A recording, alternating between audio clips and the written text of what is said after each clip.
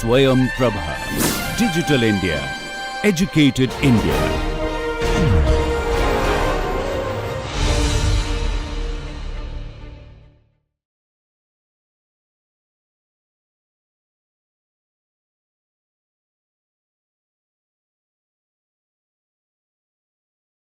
It is my pleasure to introduce Professor N.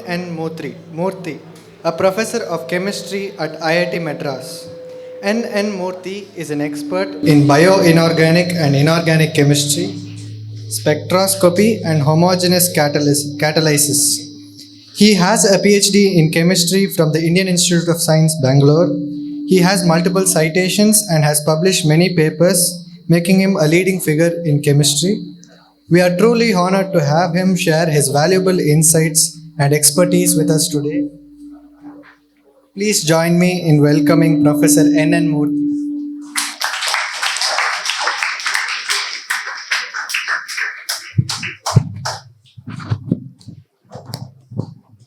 Thank you for that introduction. Good morning, everybody. How are you all doing? Hopefully, you are enjoying all the lectures and learning something. Right? So, in my lecture today, I'm going to talk about the coordination chemistry of metals. But I have some introduction slides just to show you why the chemistry of metal is interesting. Some slides I've gathered, which I've been using in the chemistry lectures, particularly, BTech students. Some of them, they say, why do we need chemistry? But of course, MSc cannot say. MSc chemistry is only chemistry.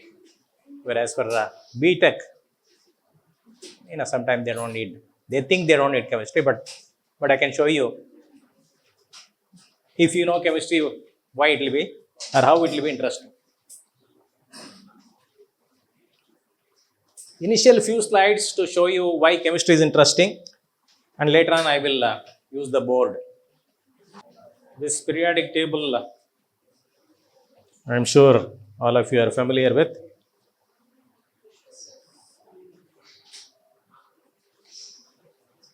This is the maximum I can have the view, right? Looks like. So, if you look at the periodic table, that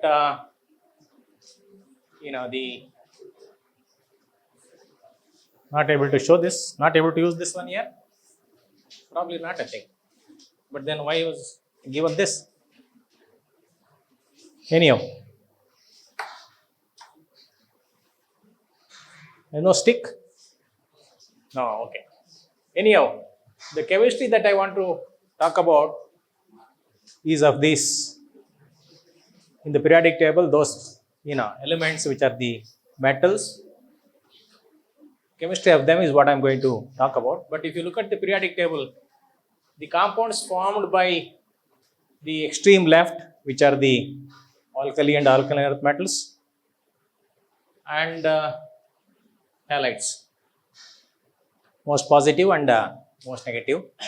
So they will form the salts easily, because these metals are ready to give electrons and these elements are ready to accept electrons, right? So easily they form ionic compounds. But compounds within them which have not much electronegativity difference, but there is some electronegativity difference. But compared to this, there is a huge electronegativity difference. They form ionic compounds. But those here which have not much difference in the electronegativity, so they form the covalent compounds.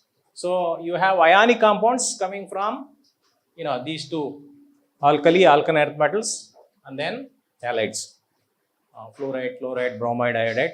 So these form sodium chloride, for example, bromide, calcium chloride, all that. So those are all ionic compounds. But these are covalent compounds that you have studied, carbon monoxide if you take, or nitric oxide you take, various different kinds of compound that you can think of coming from. These are called main group elements, or also called P block elements. So they form covalent compounds. So these two sets will form the ionic compounds, but the one in between, the bonding type, what is the bonding? Ionic and covalent is very well established, but for the compounds in the center, it was not known. So it was called coordination bond, or it is called transition compounds. So transition is, in terms of ionic covalent, and in between they did not know exactly they are neither one of them. That's why it was called transition metal chemistry. So why the study of these transition metals is interesting is what I'm going to show you with few slides, and then we can discuss on the structure and bonding and other aspects. So if you look at this, metals in chemistry, they have various different kinds of applications. In organic chemistry, they are important in catalysis, synthesis of different kinds of molecules that is used in pharmaceutical industry, the medicines. So if you want to make those compounds, it's not so easy, so you need metal. So they catalyze reactions, so they're important in catalysis. Of course, they are present in biology. Here, metalloproteins and metalloenzymes. For example, hemoglobin, myoglobin is something that you are all familiar with, right? So they are very important in transporting the oxygen that is necessary for metabolism. For you to to assimilate food, you need oxygen. So oxidation reduction reactions always takes place, and that's how the assimilation happen. So metalloproteins and metalloenzymes, oxygen binding or synthesis of protein, which is what is called nitrogen fixation, because nitrogen is in the air and it's very difficult to make it react. So nitrogen fixation, many other photosynthesis, for example, combining of carbon dioxide plus water giving you carbohydrate. The equation looks very simple, but it is very difficult to do the reaction. If you want to do the same thing in the laboratory, it's not possible. But plants, they know how to do it, photosynthesis, right?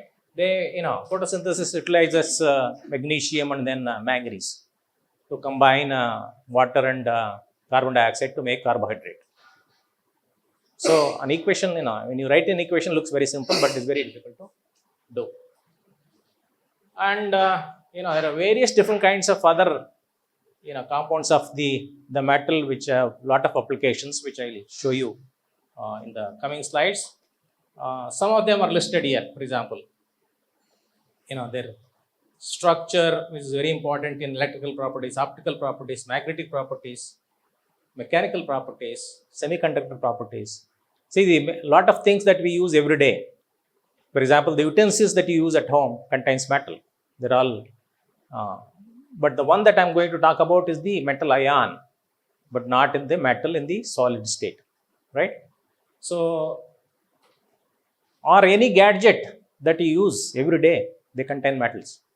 So they have various varieties of applications. So some of them are listed here, but I'll show you in the coming slides.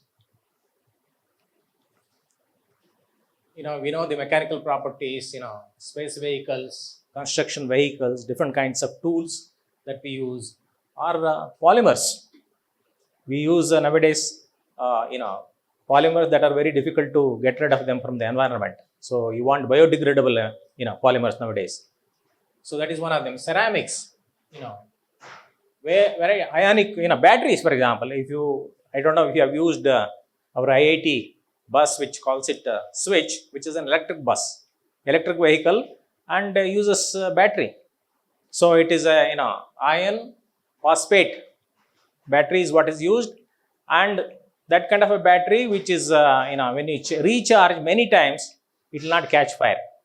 So that is the advantage of this, and you would have seen in the city also similar kinds of buses are operated. So they're all batteries, and if you know how to make such kinds of batteries efficient, that can be used to drive. Let us say you want to go to Bangalore and come back with one charge, and you are in business. So and charging stations are very difficult to find, and charging time takes a lot. So if you can do it in an hour or in half an hour, and if you can go to Bangalore and come back, which is 360 plus 360, kilometers, which is long. And this bus, what is there in our IIT campus, goes only for 100 kilometers. One charge, 100 kilometers can be only used. So that battery, plays an important role. Fuel cells, different kinds of ceramic, sensors. You have photocatalysis. Photocatalysis is you want to convert water, you want to split water into hydrogen and oxygen. Hydrogen is a fuel. But, electrically you can do it, but it will cost a lot of money. So something that you can do it spending less energy, then that kind of a battery will be very, catalyst will be very useful.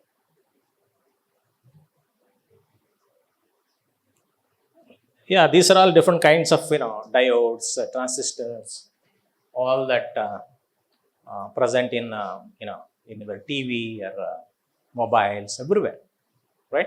Something that you use every day.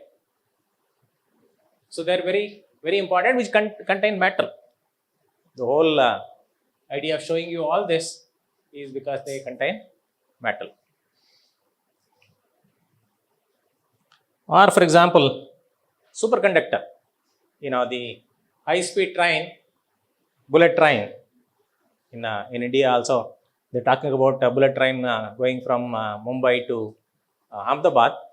We don't know how when it will start, but I think a lot of work is going on.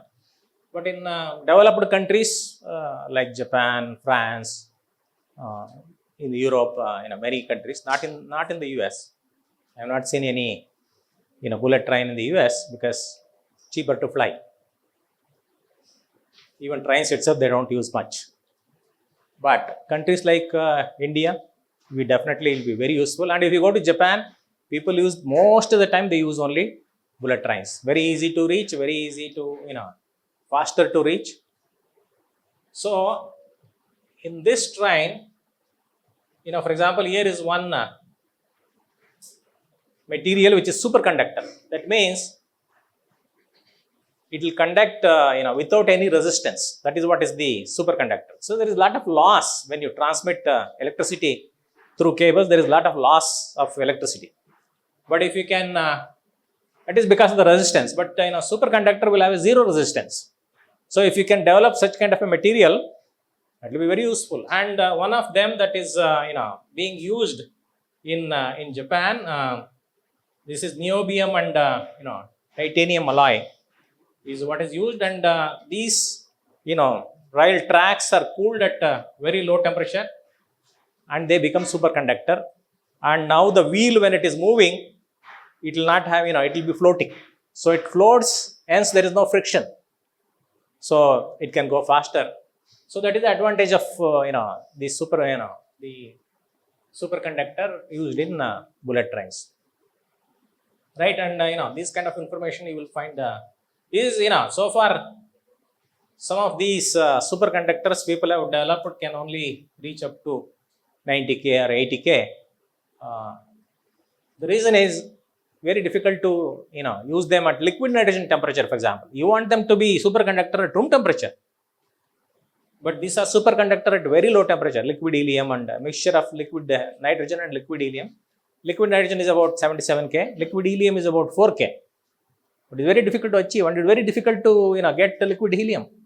Even some of the NMR spectrometers that are used in the department here or elsewhere, they require liquid helium, and that is obtained from somewhere from Middle East. It is not produced here, so very, very expensive. So because of all that inconvenience, you want to have a superconductor that is functions as a superconductor at room temperature. So that is one of the people are developing, but you want to come up with. So there is so much of interest in developing such kind of materials. One of the examples that I have given is superconductor, and why they are important I have told you. But also metals are present in nature, right?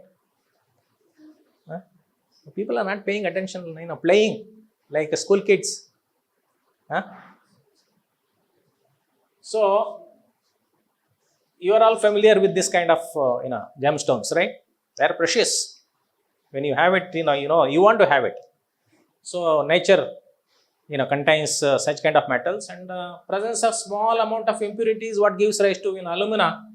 In the crystalline form of alumina, small amount of impurity of chromium gives you ruby, or a change in the one element replacing one by beryllium, but the same composition, in the sense the impurity that is present is chromium only. So this is where the coordination chemistry plays an important role. So changing this, so you have aluminum oxide, but here is also aluminum oxide, but beryllium is also present, and that's what gives rise to this kind of a ruby red, which is green in color. Here also another one which is dark green. The difference here is it contains beryllium, but the composition silicon is also present, silicates. So these are all alumina, which is Al2O3 is alumina, SiO2 is silica, but these are all in the crystalline form, not the one that silica that you use is in the powder form, but in the crystal form, with an impurity of small amount of chromium gives rise to beautiful colors. So what I'm trying to tell you is, and synthetic gemstones are prepared because there is so much demand for such kinds of gemstones. Metals in medicine, the various different kinds of metals are there. For example, if you want to take a magnetic imaging of a brain or some part that is a defect, magnetic resonance imaging is what is used. And if you go to Apollo Hospital, MRI is very common nowadays, right? So there, the metal that is used is gadolinium. You have to know what is an NMR first, nuclear magnetic resonance, and it is an image that is obtained, and here you measure a spectrum. But it is a similar, it's a huge magnet, 10 Tesla, they claim, and the body would, so that means higher the magnetic field, more resolution that you get. That is one of the reasons why they claim, this many Tesla, and means more resolution and more money and better images you obtain. So, but all of you know that iron, zinc, particularly higher organisms require these metals. Many other metal ions are there. For example, copper. In certain marine organisms, they use copper to transport the oxygen for metabolism. Because wherever there was a shortage of iron, some of these organisms have utilized, because of the presence of copper as a metal to do the same kind of transportation what hemoglobin and myoglobin does.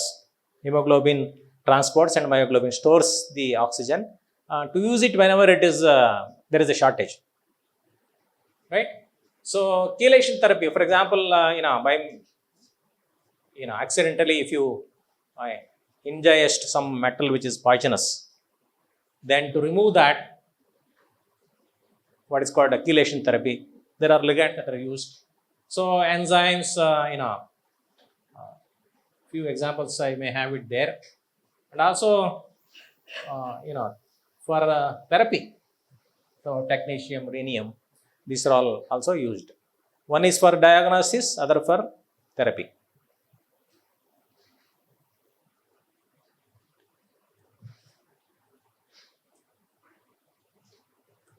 Here, see, these are the metal. Huh? Huh? Yeah. I think. The slide is going to come. That slide is going to come. Yes. Yeah. Correct. I will show. So if you see here, hemoglobin, is a very large structure, but the chemistry that is happening only in this site. Oxygen, binds to the metal ion and then transports it in the blood everywhere. But one can ask why nature has chosen iron but not other metal. Iron is very bio-friendly. That means its redox potentials are not dangerous to the living organisms. For example, let us say why nature did not use silicon. Silicon SiO2 is present plenty. If you go to Marina Beach or anywhere, everywhere sand is there, right? Nature did not use silicon because it's very difficult to change the oxidation states of silicon very easy to achieve +4. But then any other state you want to do it, then it requires very high energy. And if it wants to achieve that kind of state by providing that much of energy, that means you are killing the cell. So that means it's not bio-friendly. That is one of the reason. And also iron is most abundant. Red planet also has iron, right? And it is most abundant and also bio-friendly, and hence nature has chosen iron as a metal for, hemoglobin is one of the examples. There are many different kinds of proteins and enzymes that contain metal iron. Not only higher organisms, but plants, also virus, and also bacteria. They all need this metal, particularly this metal, because it's bio-friendly. And iron is, these are called heme protein, because the kind of structure that you see around here, that kind of a framework is what is called heme.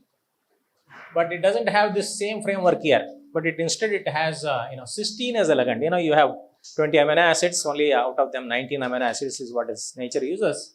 So cysteine is one, and this is the iron sulfur cluster that is present in many green leaves. And this is the one that provides electrons that is necessary for oxidation reduction. So these are called electron transfer proteins.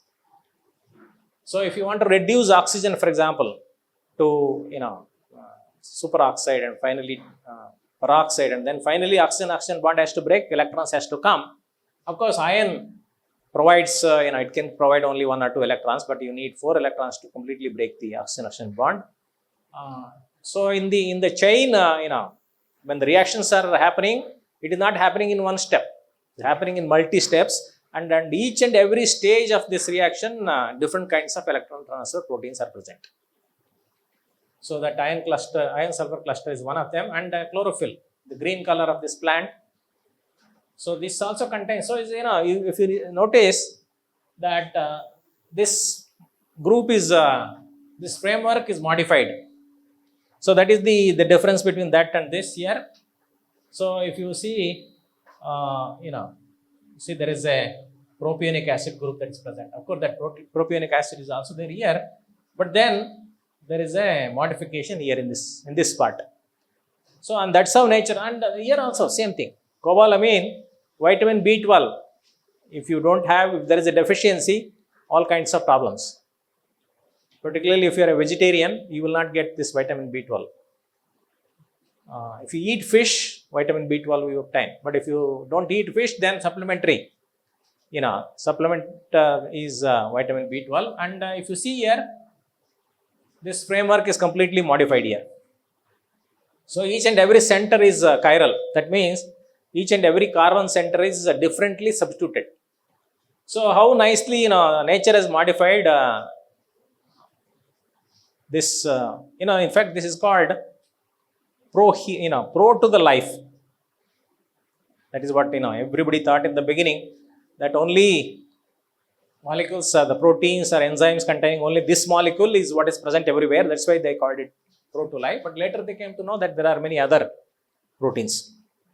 Okay, but many of the ones that are important ones are coming from this kind of a framework. Okay, so how nicely nature has modified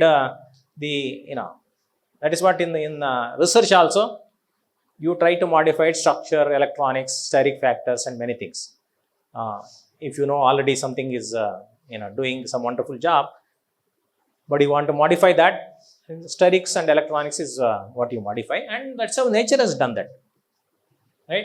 So vitamin B12, this is what I was telling you. Hemocyanin is the one that binds oxygen and transports oxygen. In marine organisms, there are blue crabs. The blue color is due to the presence of copper. Like hemoglobin in higher organisms, lower organisms use copper to do the same thing, transport oxygen.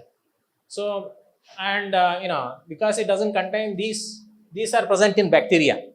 For example, if you want to convert methane into methanol, there are bacteria which do that, but it is very difficult to do. Such reactions are very difficult to do. If you want to convert methane into methanol, very difficult, but bacteria does that. Some bacteria do it, and then these are the kind of frameworks that those kind of bacteria contain, which two metals are present.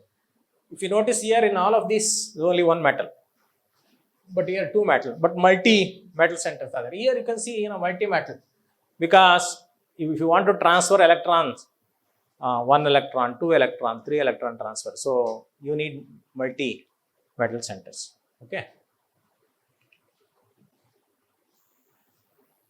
Yeah. Cisplatin, for example, platinum, such a simple compound. So this is an anti-cancer agent. It prevents, multiplication of the cancer cells. So such a simple compound which has a square planar geometry, right? So platinum is surrounded by 2 ammonia and 2 chloride. But if it is because the 2 chlorides are on one side or 2 ammonia are on the same side, so this is called cisplatin. Because the 2 groups are on the same side, it's called cis. If this group is here opposite, then it is called trans. Okay. So this arrangement also is important, because this geometry play an important role. If it is cisplatin, it cures, doesn't cure it, it stops multiplication of the cancer cells. But the trans doesn't do it. So trans is poisonous.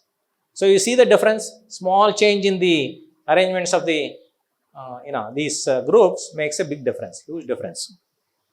Looks like it is jumping by itself. This was the one that I was talking about.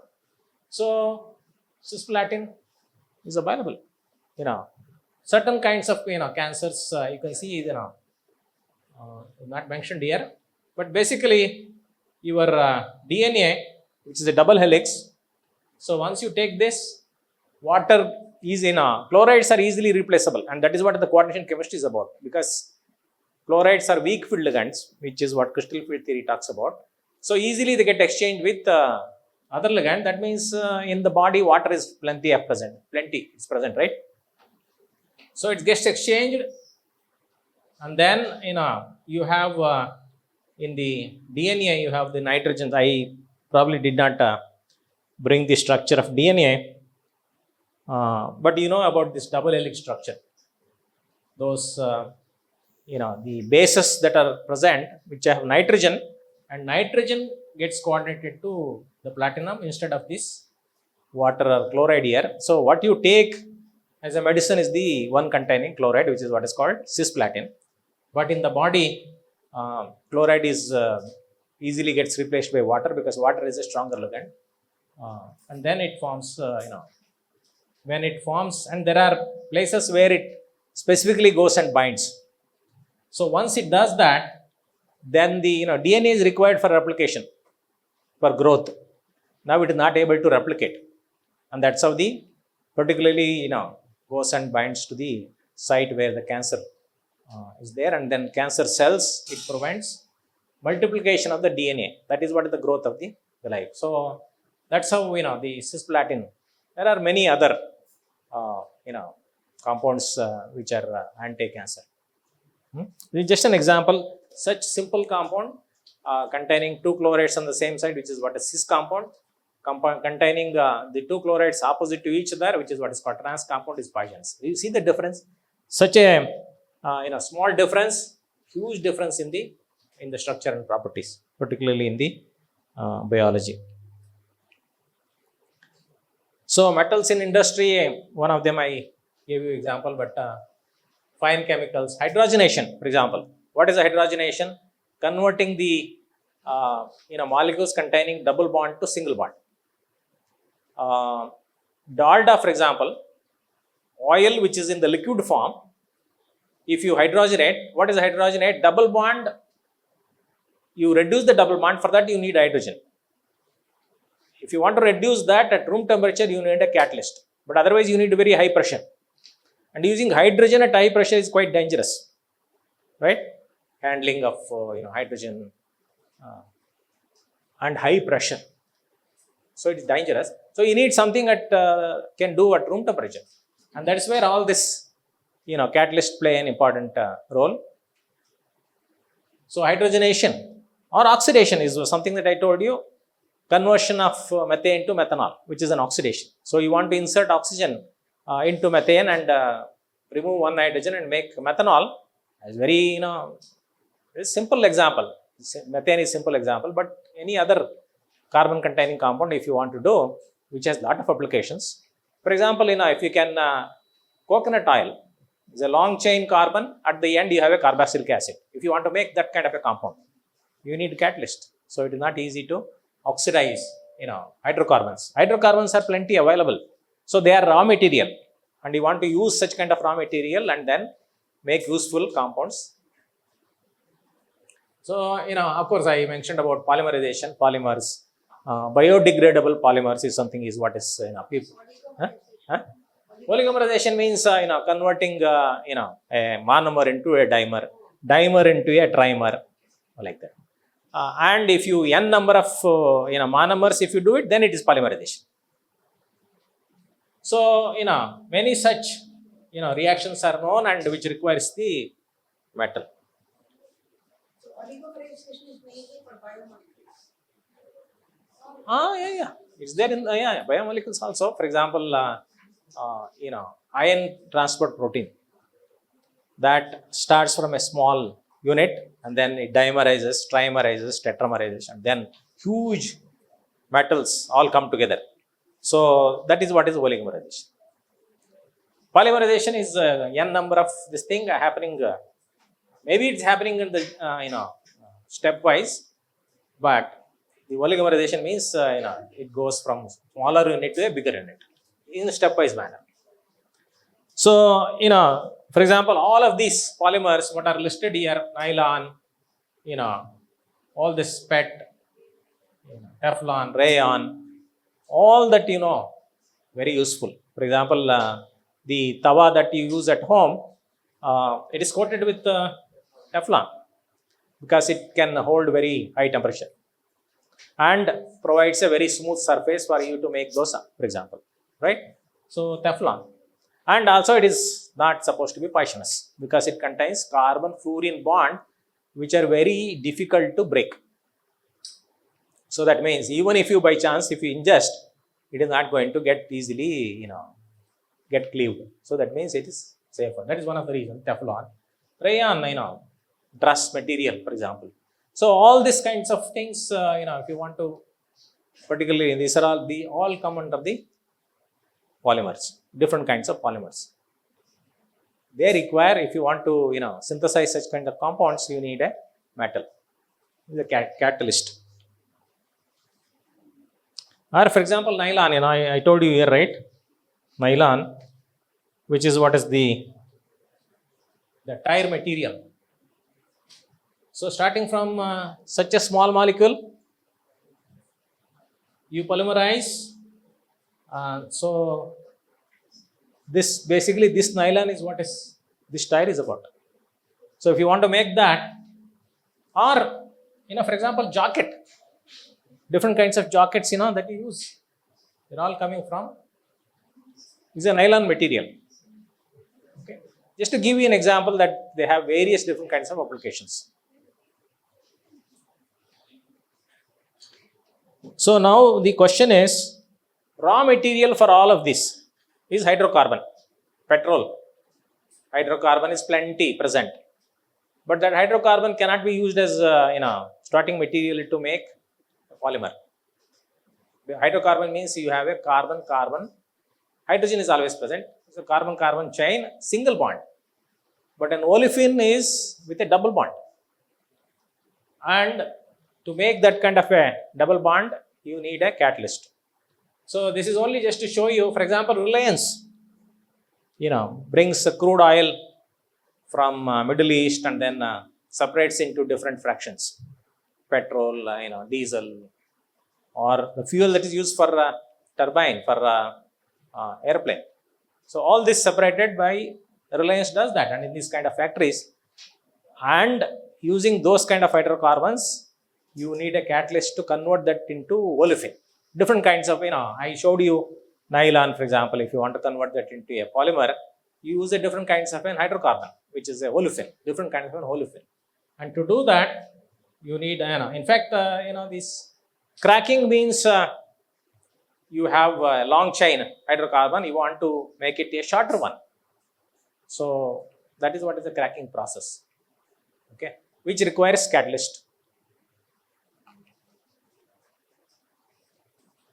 This equation that you have been studying probably since you are in middle school probably.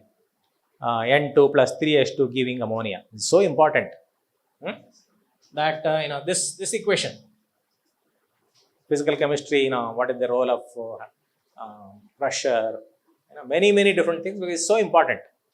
Why it is important?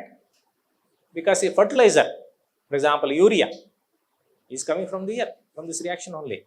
Otherwise, and nitrogen is present 78% in nature, and you want to use that nitrogen to convert to various different kinds of molecules that can be utilized in industry. Urea is one example, right? Why urea? Because plants can take up that urea and use that nitrogen present in urea to make proteins, or amino acids, or peptides. All that only certain plants only know how to convert that nitrogen into ammonia, where ammonia in the soil plants take up and construct amino acids, peptides and proteins. Otherwise, this is the only method that is known in the nature, industry, Haber process, that converts nitrogen to ammonia, and from ammonia various different kinds of nitrogen compounds can be prepared. This is one of the starting material to make various different kinds of nitrogen compounds. Okay. So, but you look at this, 250 atmosphere, very high. Your bicycle is only 1 atmosphere. Even your bicycle tire, if it bursts, sometimes you get scared. Imagine if 250 atmosphere, if it bursts, what will happen? So that means very high pressure and very high temperature. Even 100 degree, quite hot. 500 degree. So you are dealing with such a high temperature and high pressure. Imagine how much electricity you have to use, and how much money that you have to use to produce this kind of thing. So, but so far, even now, this is during the World War II. These two Germans, Haber and Bosch, they came up with an idea. Yeah.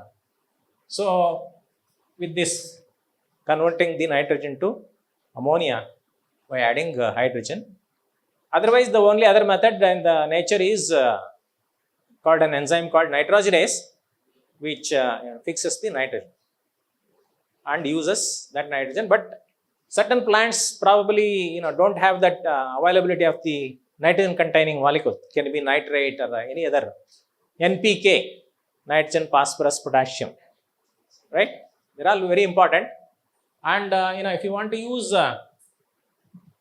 such kind of nitrogen containing urea is one of them. I told you NPK is another one, where farmers use put it in the soil, and then plants take up and they make the amino acid proteins, and yield will be high. But otherwise, they may not have the ability to fix the nitrogen. They may not have that nitrogen, nitrogenous enzyme to do that. But otherwise, this is the only method. So, and here, if you notice, iron, molybdenum also, is what is used nowadays, because the nitrogenous enzyme contains molybdenum. That has the ability to, fix the nitrogen. That means fix the nitrogen means catch and make it react. That is what is the, fixing nitrogen is the meaning. Otherwise, it's floating in the air, right? It's very difficult to make it react. So, there is only one catalyst. This is what is classical example of Haber process uses iron catalyst, but molybdenum modified methods are known. But still, is the only method it is available to convert nitrogen to ammonia. From ammonia, you can make various different kinds of other compounds. Or, for example, automobiles. The combustion in the automobile happens at very high temperature. If you run the car for 10-15 minutes, and go in and stand in front of it, then you will notice that it's very, very hot because the combustion is happening at very high temperature. So nitrogen is also present. So nitric oxide and all other kinds of, if because petroleum products contain sulfur will be present because sulfur is soluble in ppm level. And imagine the amount of petrol that is used every day.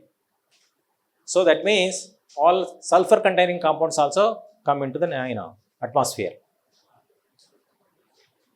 So to convert nitric oxide, because nitric oxide it depletes the ozone layer, because you don't want to deplete the ozone layer, because the ozone layer is the one that is protecting us from the UV light.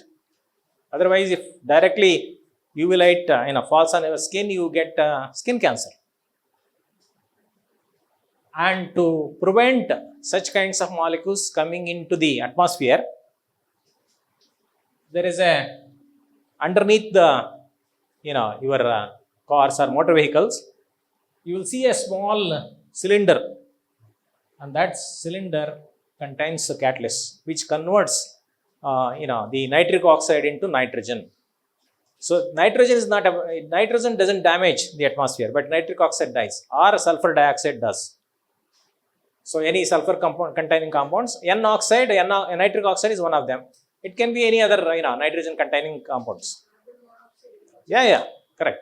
So carbon monoxide also, that is insufficient combustion will also release carbon monoxide into the atmosphere. So you want to make sure that all these gases that are not good to the atmosphere, are not good to us, are converted into less toxic gases, nitric oxide, for example, nitrogen. And that is done using a catalytic converter which uses metals. I think I have in the next slide. If you notice here, see nitric oxide, NO2, carbon monoxide, or something that is not completely converted to hydrocarbons will be. So you see here, and I told you why they form. The reason is this combustion happens at very high temperature, and nitrogen is present in the atmosphere. 78% is present. At that temperature, some of these molecules produced. And you don't want those molecules that are produced to come into the atmosphere. And this catalytic converter, which is one of the reason why car is also very expensive, because contains these metals which are very, very expensive. That is one of the reason. In fact, in certain places people steal this catalytic converter because they contain all this rhodium, platinum and all that, which are noble metals. It's very common in the US. People steal these catalytic converters. So the role of these, so that basically what I'm trying to emphasize here, role of the metal, why it is interesting and all this. If you can come up with another metal which is cheaper, because these are very rare, very difficult to find, very, very expensive. But if you can make it iron, do the same chemistry with another combination, then you are in business. That is what the research is about. So why I'm trying to show you all this is why it is interesting, why chemistry is interesting. Something we know, but something else we want to know. And that is what the research is about. Right? So, these are all the oxidation and reduction reactions happens in this catalytic converter, which utilizes these kind of metals. They are not easily available, not like iron, metal. But also, there are certain metals in the environment can cause problems. Mercury, for example, or cadmium, they all bind, the DNA, for example, or sulfur-containing, protein. Amino acids are, in the protein chain, hemoglobin, myoglobin. If you look at it, has so many different amino acids. Yeah.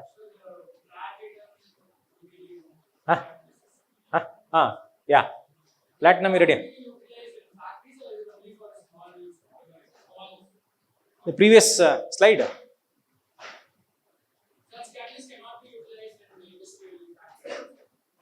Catalyst cannot be utilized in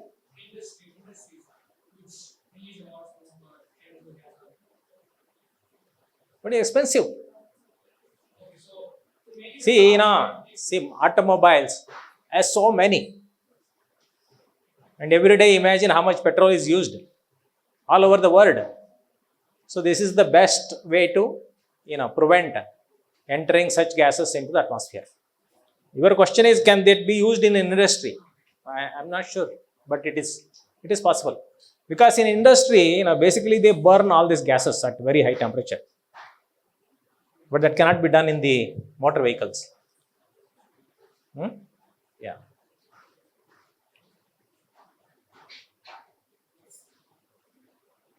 So, mercury, cadmium and all that will bind your protein, sulfur containing proteins, for example. So once they bind, then, whatever the job the protein is supposed to do, it will not be able to do. So it will become toxic. So there are also, metals that are not good for the atmosphere, not good for us, right? And why this mercury is particularly is an example here, because in the olden days for making batteries, mercury was quite extensively used. And at the end, they let all the mercury salts after the process is over into the ocean. And ocean has fish, and then you eat fish. And fish, if there is, all this salts that are present, or mercury is present, they will indigest, and then you eat. So, there's a problem with that, right? So that is one of the reasons why these are, examples why they are toxic.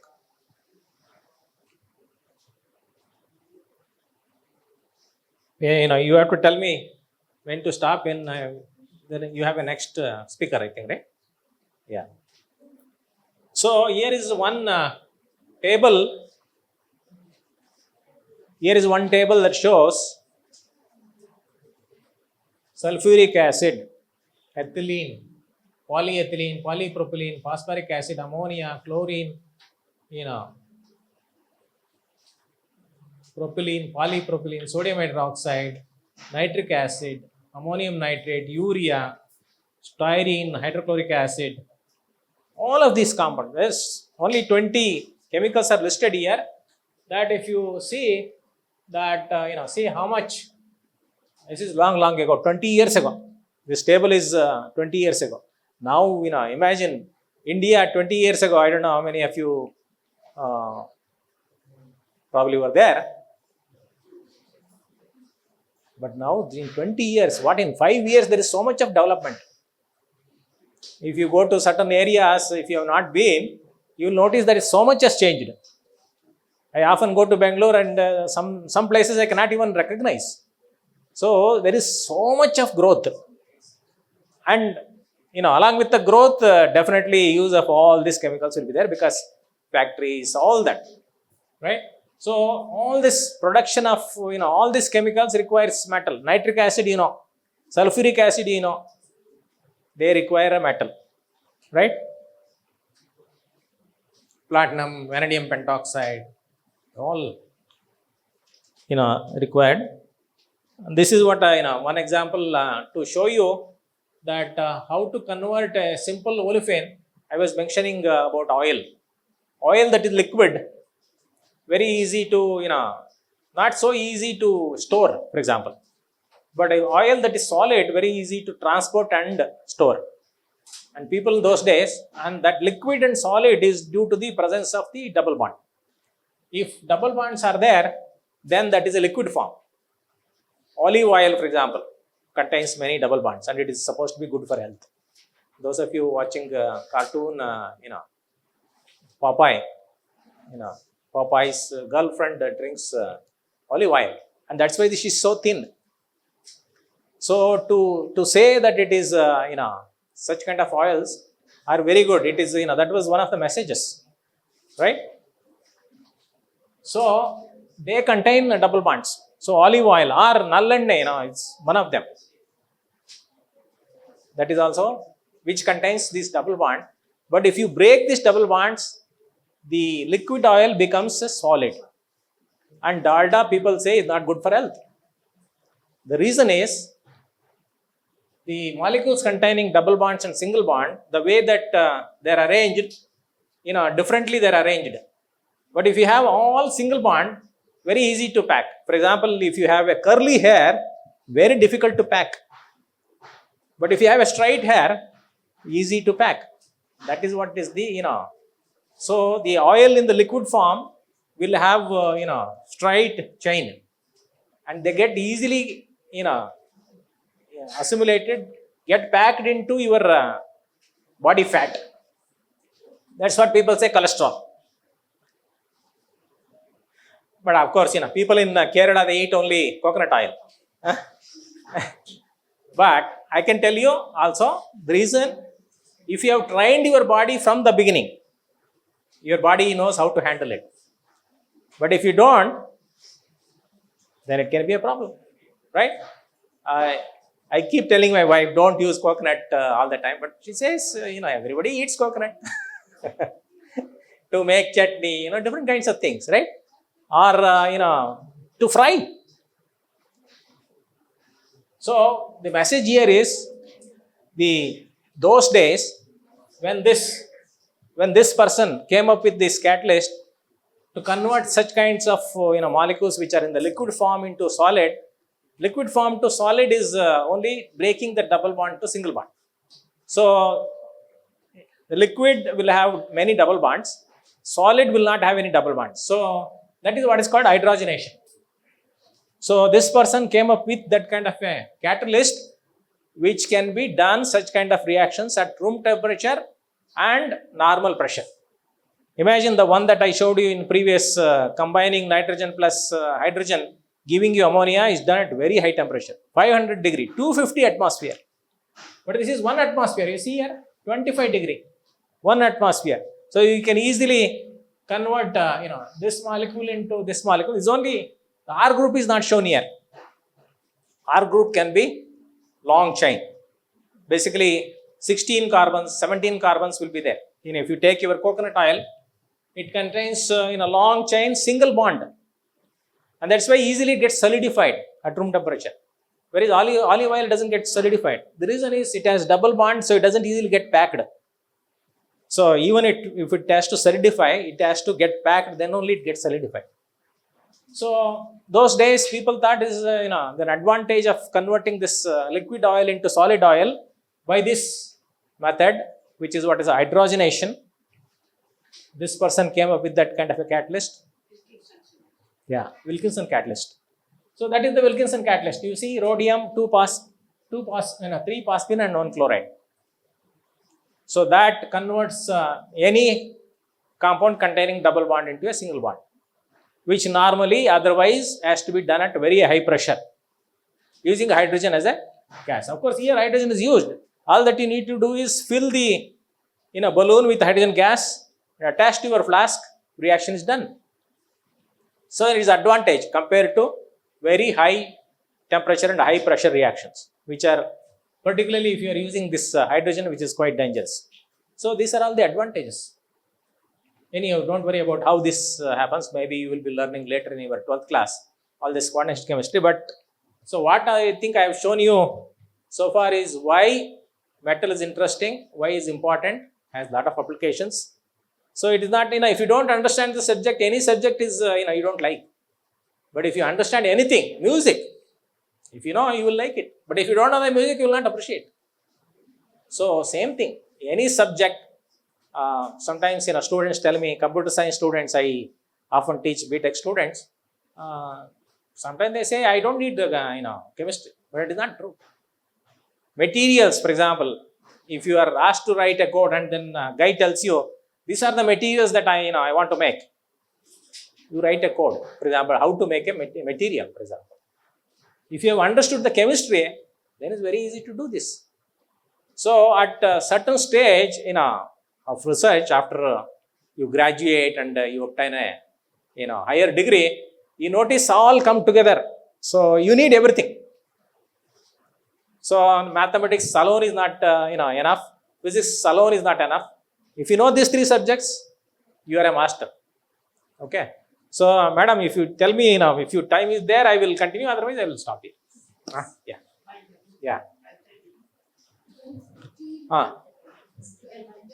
Still time is there? Okay. Yeah, okay. So, I've shown you slides, but actually I wanted to show, madam was asking me coordination chemistry, which is there in your 12th class. I think you have not studied yet. But now keeping this in mind, why chemistry of metal is important and interesting, now you have to study and understand the coordination chemistry. Yeah, so much. Everything is interesting if you know, and if you go deep into each one of these, you'll find it very interesting. Okay, that you need to focus. I do understand you have limited time, but then how efficiently you can utilize your time is what matters a lot. Thank you. Otherwise, if you have any questions, I can answer. This bond, the double bond, that you have to know the structure and the orbitals. Sir, its bond is attached to another bond, sir. To which carbon atom is attached? Is attached to symmetrically to both. How can it attach to both? It's a pi bond. Pi bond. It's a pi bond, That a sigma. It's a pi bond. That's why. Pi bond is always lateral overlap, That's why. So how is it converted this? See, basically it rearranges this two carbon becomes one carbon. So 18 electron, actually it should be rhodium 1. Okay. Rhodium 3 goes to rhodium 1, but there is a mistake here. Okay. So in doing that, the carbon gets attached. So speeds phenyl, sir? Phosphine. Phosphate. Yeah, phosphorus, but 3 phenyl groups are attached, which is what is called phosphine. On behalf of the people present here, I would like to thank Professor N. Murthy for his interesting lecture on metals and their appearance in nature and everyday life, along with the chemistry behind it. The number of places they occur is truly surprising, and I think we have learned to appreciate the chemistry of these metals, which we need to survive. Their use in medicine, transport, and chemical manufacturing and other components of everyday life is not trivial. Once again, thank you, sir, for your time and the knowledge you have given us today.